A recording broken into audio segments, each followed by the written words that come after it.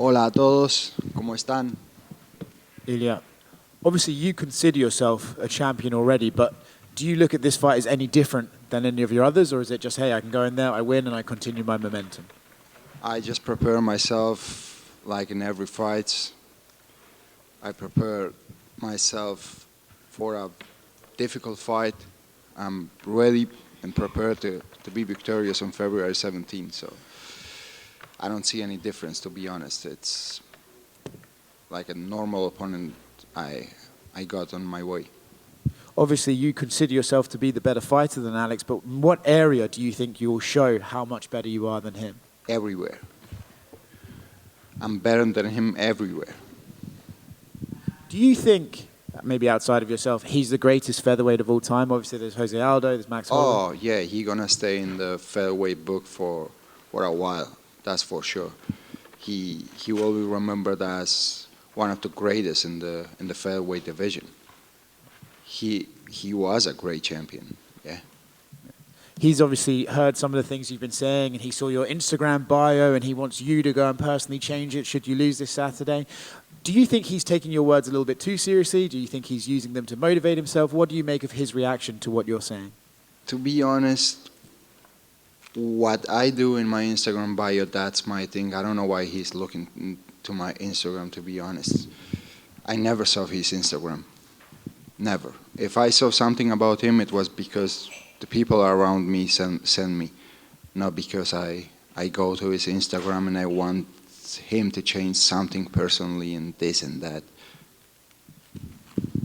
How do you see this fight playing out on Saturday? How do you win the fight? I see myself knock him out in the first round. Yeah. If you win this fight, I think you'd be the 11th male to win a UFC title with an undefeated record, which is obviously a huge accomplishment. When you think about, being undefeated and getting here, is that something you put a lot of pressure on yourself? And I guess what would it mean for you to join that group of very small people who have been undefeated UFC champions? Not at all, to be honest. I don't care about that. I just accept everything that comes to my way. That's it. If I had to be undefeated to this long, I'm grateful about that fact. If not, I'm never going to lose the trust in myself. How much do you think your life is going to change if you win this? People are talking a lot about how popular you are in Spain and these places in Europe. To be honest, I don't care about that kind of things. I just want to be happy, which I am. I'm already very happy with my life, with everything I got.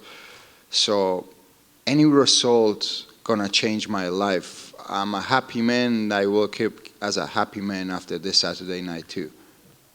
And the comments you made about not wanting to give a title shot to some of these other contenders, it seems like it's made Yair Rodriguez and Brian Ortega very upset. They've done some interviews saying that they really want to fight you. Do you think because those fights are now bigger and there'll be more tension, would you consider it? Who doesn't want to fight me right now? Who not? I didn't become a UFC World Champion yet. I have 3 more days to do it. They are really calling me out. Everyone. Everyone. Why?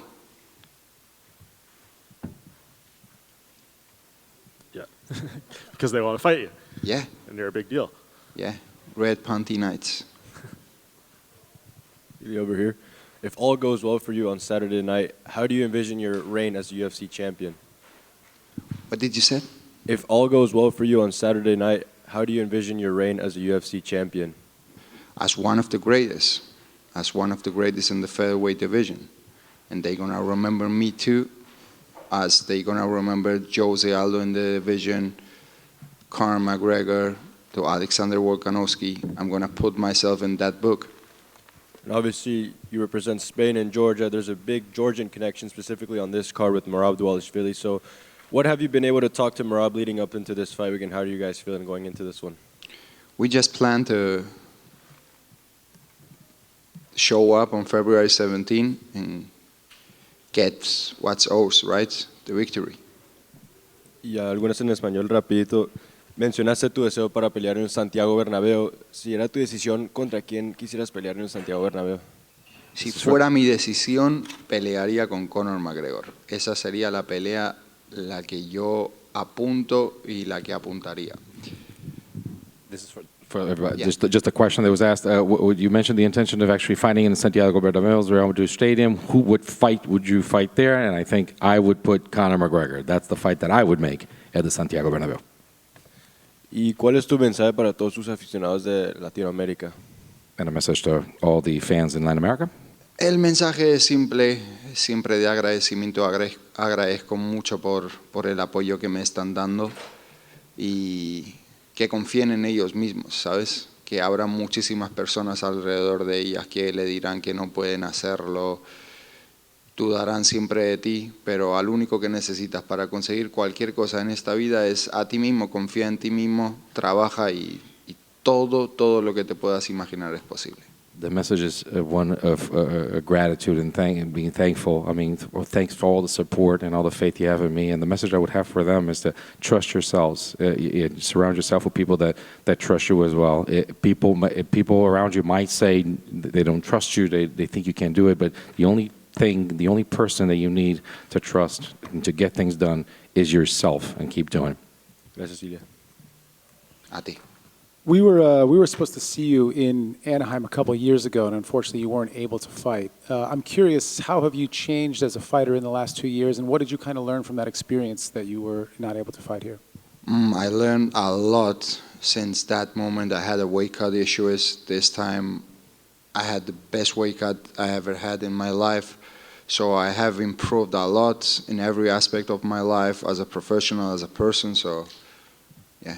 And what does it mean to be able to return to this particular venue where you couldn't fight for It the means title? a lot because of the last bad experience I had here, and now I have the chance to fight for a title and become a UFC World Champion here in Anaheim. It makes me feel really grateful.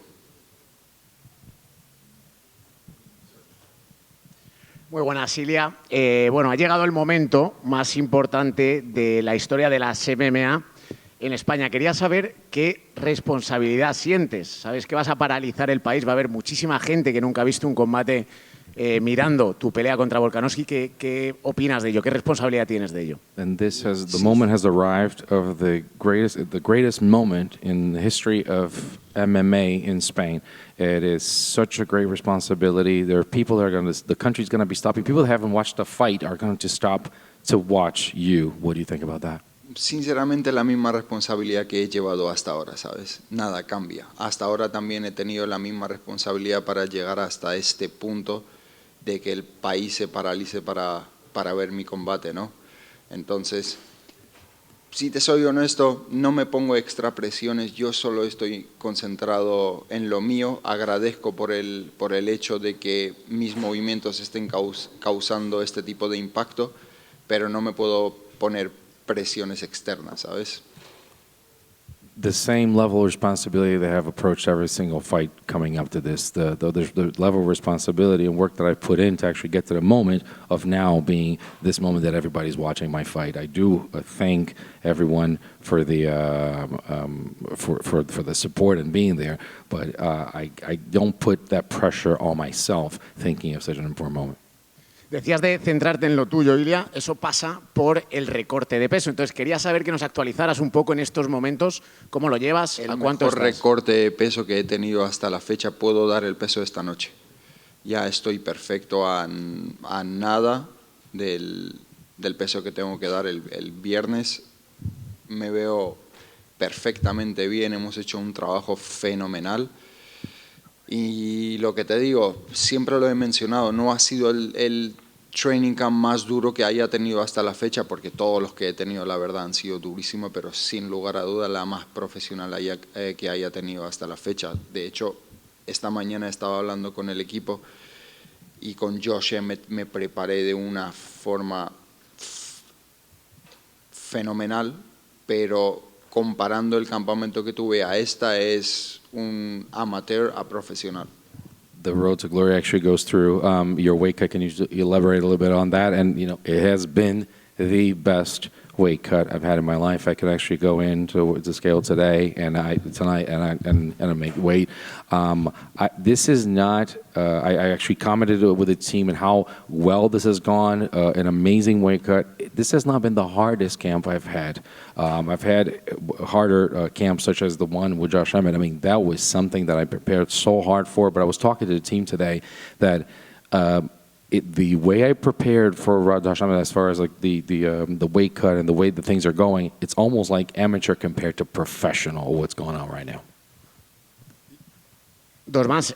Ilia, quería saber si crees que la estrategia de Volkanovski va a pasar por la lucha. De hecho, he escuchado muchos análisis, especialmente desde Estados Unidos, en el cual daban como que el wrestling de Volkanovski podía ser muy superior al tuyo, al menos que se podría imponer en este combate. Entonces, quería saber un poco qué opinabas de la lucha de Volkanovski, si crees que va a ser esa la estrategia, que vaya a empujarte hacia la lucha y hacia el bloqueo dentro del combate. A ver, siempre cada vez que me he enfrentado a mis oponentes en el pasado, siempre decían que eran mejor que yo en el suelo, en el wrestling o de pie. Esto nunca va a cambiar, ¿sabes? A la gente siempre le va a quedar la duda. Pero sobre su estrategia va a ser patearme, obviamente, porque es donde él me habrá visto huecos de patearme, moverse en círculo, combinarlo con las manos, luego las manos con las patadas, hacer trabajo de wrestling, intentar ponerme contra la jaula, desgastarme, intentar aprovechar la ventaja de que él tiene la experiencia y tiene el cardio para los 5 asaltos. Pero es que eso es lo único que tiene, ¿sabes? No tiene nada más. ¿Qué tiene? Poder de knockout no tiene, es un peleador que pega en volumen. Poder de sumisión no tiene, porque no es un peleador finalizador. Lo único que tiene es corro, te pateo. A ver, lo hace bien, lo combina todo súper bien, lo ha ido demostrando a lo largo de su camino, pero yo no soy ni Korean Zombie, no soy el trapo ni de Jair, no soy ni el paquete de Brian Ortega, no soy ni la nariz torcida de Max Holloway, soy Ilia Topuria y lo voy a machacar en el primer asalto de una forma espectacular, y al que le quepa la mínima duda, que se joda. So the road, a lot of people talk about the strategy and the fact that the wrestling, a lot of analysis is talking about the wrestling being the key for him to beat you. What do you think about that? Well, the doubt's always going to be there. Every single fight I've had, they've always said the same thing. There's always somebody saying something that someone is better than I am in that. And I will tell you about this. Just think of all the advantage that he has as a fighter. Okay, he does. I know what he's going to bring to the table because that's what he always brings. So he's going to try to kick me, as we know. He's got strong kicks. He's going to try to move around me. He's going to try to put some hands in there and some combos. And after the kicks, come in with some handwork and try to put some combos in, trying to pressure me to go against the fence. And I understand some cage work as well, but that's all he's got. And he's done very well. We've seen it all throughout his journey in the UFC, but that's all he has. There's so much more for me to offer, and I've always heard these things. People have always said, I'm better than you on the ground, I'm better than you in wrestling, I'm better than you in striking, and that does not come to fruition. He needs to understand one thing, that he hasn't seen me. He hasn't seen, and a lot of other fighters by name here that were mentioned. I am not any of these fighters that he's faced before. I am not any of the guys that he's faced that he's won. I'm Ilia Topuria, and I'm going to do something to him, and I'm going to finish him off. And he's also, I understand that he doesn't have knockout power. I have knockout power. He goes on volume. That's how he wins his fights. He's not a finisher. He doesn't. When the fight goes to the ground, he's not known for finishing. So I'm a different breed, and I'm gonna beat him up. And if he doesn't believe it, if that's not what he thinks, and whoever thinks the contrary, screw them. Ilia, por aquí, buenas tardes. Mencionaste tú mismo aquí, que el campamento este era diferente al de Emmett en tu pelea de junio, que este había sido muy profesional y aquel campamento era amateur cuando los comparaban. ¿Por qué? ¿Qué hiciste? ¿Hiciste algo nuevo? ¿En qué cambió? ¿Cómo fue? Primero, ante nada, la alimentación.